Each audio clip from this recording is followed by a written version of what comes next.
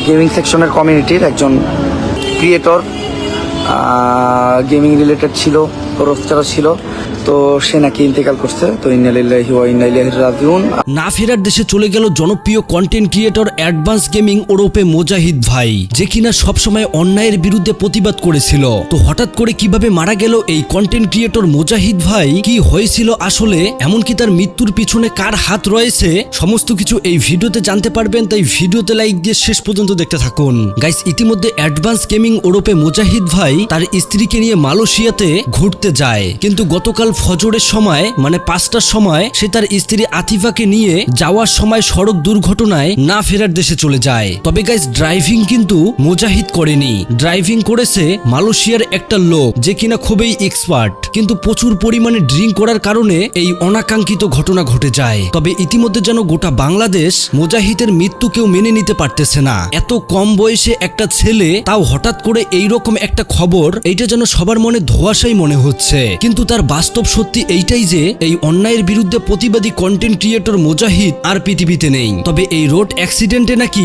মুজাহিদেরও একটু ভুল ছিল। মুজাহিদ গাড়িতে বসার সময় সিট বেল্ট লাগায়নি, সিট বেল্ট লাগালে হয়তো সে বেঁচে যেত। কেননা হঠাৎ করেই মুজাহিদ যেই গাড়িতে ছিল সেই গাড়ির সাথে আরেকটা গাড়ির সংঘর্ষ হয়, আর এত পরিমাণে সংঘর্ষ হয় যে তারা সামনের দিকে হেলে যায়। তবে মুজাহিদের স্ত্রী আতিফা পিছনে বসার কারণে সে বেঁচে যায়। আর ইতিমধ্যে এইটাও জানা যায় যে যেই গাড়ির সাথে মুজাহিদের গাড়ি সংঘর্ষ হয় সেই ড্রাইভারকে মালয়েশিয়ার পুলিশ গ্রেপ্তারও করেছে। তবে এই বিষয়টা নিয়ে তেমন একটা স্টেপ না নিলেও এইটার কড়া স্টেপ নেওয়া দরকার মালয়েশিয়ার আইন সংস্থার। আর সেখানকার আইন ব্যবস্থা হয়তো এইটাও জানে না যে বিডি কমিউনিটির একজন জনপ্রিয় কন্টেন্ট ক্রিয়েটর এই মুজাহিদ।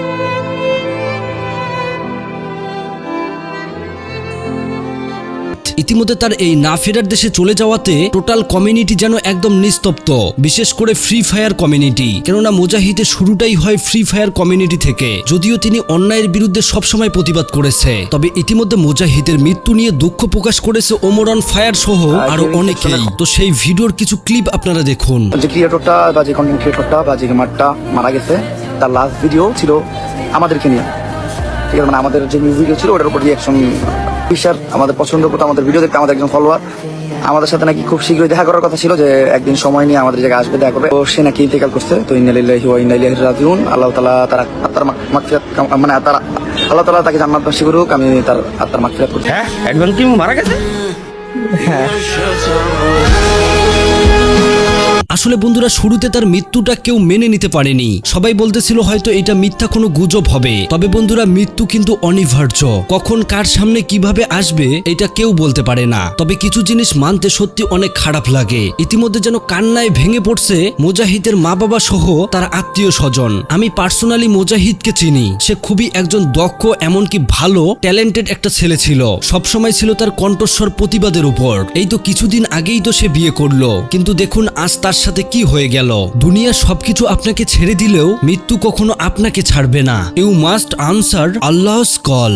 আল্লাহর ডাকে আপনাকে যাইতেই হবে, এইটাতে কেউ আপনাকে রক্ষা করতে পারবে না। তবে কিছু জিনিস মানতে সত্যি খুব কষ্ট লাগে, যেটা অ্যাডভান্স গেমিং এর সাথে হয়েছে। তো যাই হোক প্রিয় দর্শক, অ্যাডভান্স গেমিং এর জন্য আপনারা সবাই দোয়া করবেন, তিনি খুবই একজন ভালো মানুষ ছিল। তো যাই হোক, পুরো ভিডিও দেখার পর যদি আপনাদের কোনো মন্তব্য থাকে অবশ্যই কমেন্ট করে জানাবেন। আর হ্যাঁ, পারলে ভিডিওটি সবাইকে শেয়ার করে দেখার সুযোগ করে দেবেন। আল্লাহ হাফেজ।